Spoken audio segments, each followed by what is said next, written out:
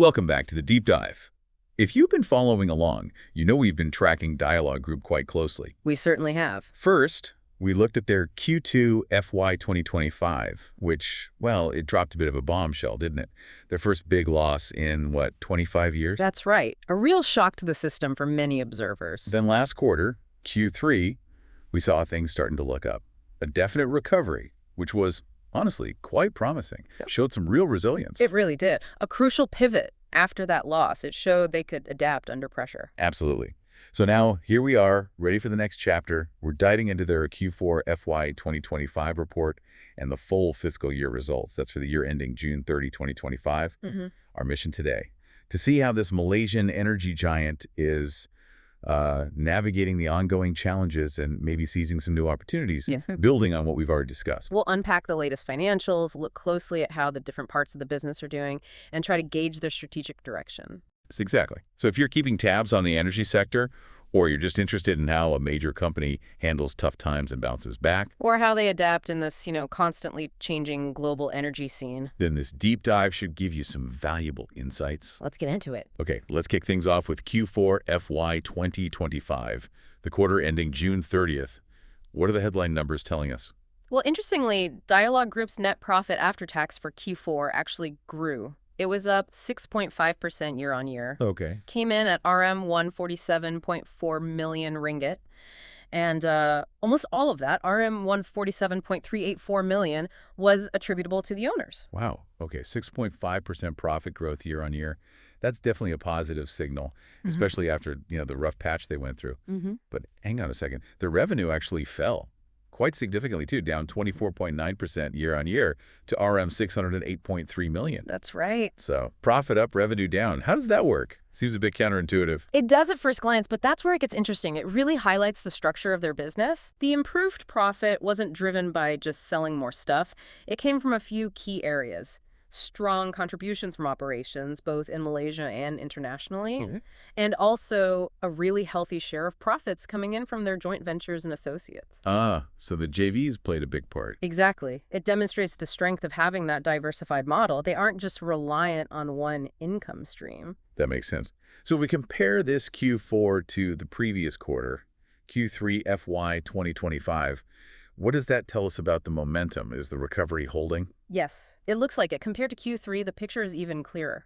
Revenue actually improved quarter-on-quarter, up 5.1%. Okay, good. And net profit, that grew by 9.2% from Q3's RM 135 million. So that positive trend we saw starting in Q3 definitely carried through, even strengthened into Q4. Precisely. It confirms that sequential momentum. Looks like a genuine turnaround taking shape. Okay, let's dig into the engine room then, segment by segment. What specifically drove this performance in Q4, particularly within Malaysia? Right, within Malaysia, the star performer, you could say, was Midstream.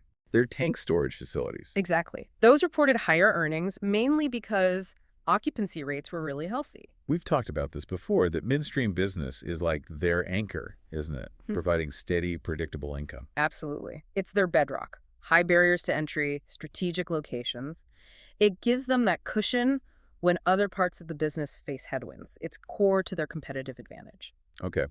What about the other parts in Malaysia?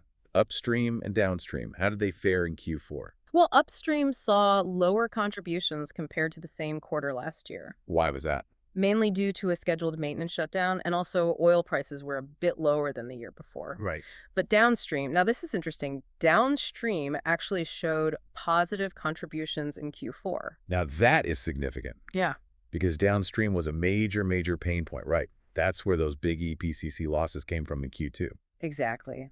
Seeing positive contributions here is a big deal. It seems their cost optimization efforts are paying off, and they've completed some of those troublesome projects. That's a crucial shift. Okay, what about their international operations in Q4? International revenue and earnings were actually lower. Yeah, attributed mostly to reduced business activities overall, but also, importantly, they completed the sale of their entire 60% stake in the Dialog Jubail supply base DJSB during the quarter. So a strategic divestment impacting those international numbers. Correct. That sale finalized in Q4. Okay, so Q4 looks like a strong finish, a definite sign of recovery. But let's zoom out now and look at the whole year, fiscal year 2025 ending June 30th. What's the full picture? Well, when you look at the full year, the impact of that difficult Q2 really becomes clear. Right. For the full financial year, Dialog Group's net profit plunged. It was down 47.2% year-on-year, landing at RM 303.8 million, again, almost all attributable to owners. Wow, nearly halved. And revenue. Revenue for the full year was also down by 20.6% to RM 2.5 billion. Oof. That really highlights the scale of the challenges they faced during the year. That Q2 loss, the impairments. Exactly. The main culprits for the annual decline were primarily that big Q2 loss driven by those one-off impairments in petrochemical and renewable projects we discussed. And the EPCC cost overruns. And those infamous EPCC project cost overruns, yes.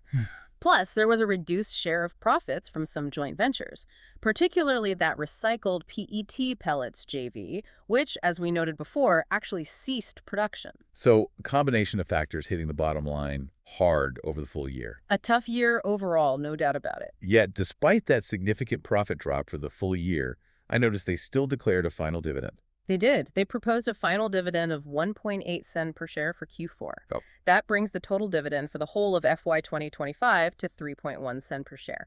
Remember, 1 sen is 1/100th of a ringgit.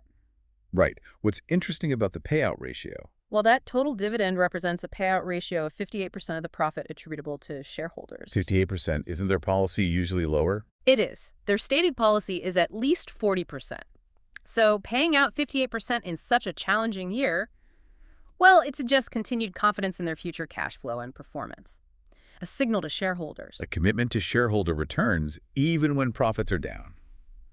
Okay, so the full year shows the scars, but Q4 definitely shows recovery. Let's zoom back in on that downstream segment. It caused so much trouble. What's the outlook now? Management sounds quite optimistic here. They expect downstream earnings to keep improving. What's underpinning that optimism? Primarily, it's the completion of those 3 specific legacy EPCC projects, the ones that suffered those major cost overruns. So getting those off the books is key. Exactly. With those concluded, Dialog has effectively hit the reset button for that segment. It gives them a clean slate, lets them move forward without that drag. That is a huge shift. But after those heavy losses, you have to wonder, how are they making sure this reset sticks? Are they changing their approach to avoid repeating those EPCC mistakes? It certainly seems so. They're deliberately shifting focus more towards internal projects now. Like an EPCC contract they're doing for themselves, essentially. For 150,000 cubic meters of renewable fuel storage, worth about RM 250 million. So managing it in-house gives them better control. That seems to be the idea. Better control over execution, hopefully leading to more stable margins. Learning from the past, you know. Makes sense. And there's also their new joint venture, the one with Morimatsu Technology and Service Co. for fabrication facilities down in Pengerang. That's actually started operations now. Oh, interesting. Potential there. Significant potential, they believe. They're talking about possibly reaching RM 300 million in annual revenues from that JV within about 5 years. So a clear move towards more controlled, potentially higher value work. Okay, so completing old projects, focusing more internally. What about new external opportunities for downstream? Where's the growth coming from? There are a few key areas. One big one is upcoming onshore plant turnaround activities. Maintenance work for Petronas. Exactly. For Petronas, that's expected to start contributing meaningfully from fiscal year 2026 onwards. That could be a substantial recurring business. Right. And then there are new EPCC opportunities linked to expansions, specifically the proposed RM 1.4 billion expansion of Pengerang Terminals 2, PT2SB. Okay. That's adding 272,000 cubic meters of storage for a new biorefinery JV. That JV involves Petronas, Eni from Italy, and Euglena from Japan. And Dialog is hoping to get the construction contract for that expansion. Precisely. If they secure that EPCC project, it's estimated to be worth somewhere between RM 960 million and RM 1 billion, a very substantial potential win. That'll be huge. And they mentioned they have 2 other EPCC projects currently in advanced discussions as well. So the pipeline for downstream seems to be refilling. Okay, so a more disciplined strategy plus some significant new opportunities on the horizon for downstream. How do the other core segments, midstream and upstream, fit into the overall growth plan? Well, midstream, the anchor, is expected to remain stable and solid. Good to hear. supported by those really high terminal utilization rates consistently over 90% and steady spot storage rates, around $6 to $6 to $6.50 per cubic meter, just ticking along reliably. And upstream? For upstream, production volumes should normalize from the first quarter of FY2026, so starting soon, after that maintenance period in Q4 FY25. Okay. Plus, strategically, they secured 2 new production sharing contracts recently, the RJA cluster in December 2024 and the Mutiara cluster in June 2025. New fields to develop. Small field assets, yes.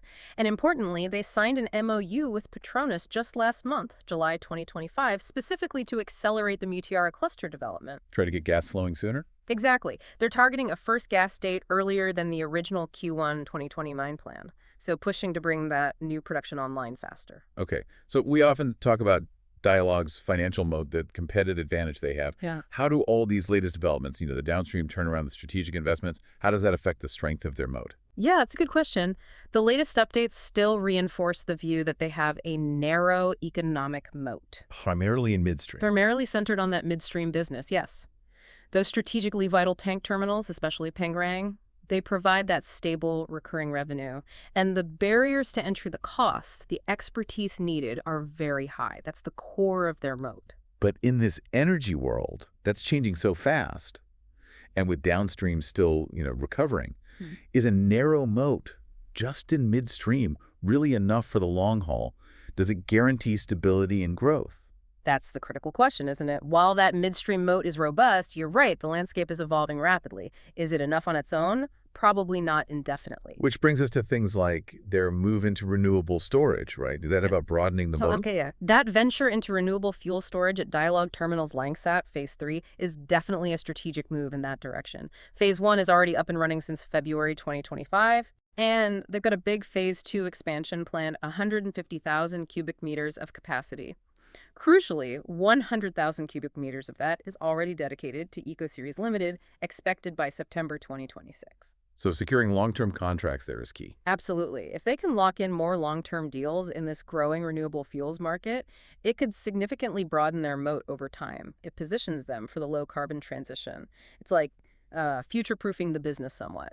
Building on the existing strength in storage, but adapting it for new energy types. Smart.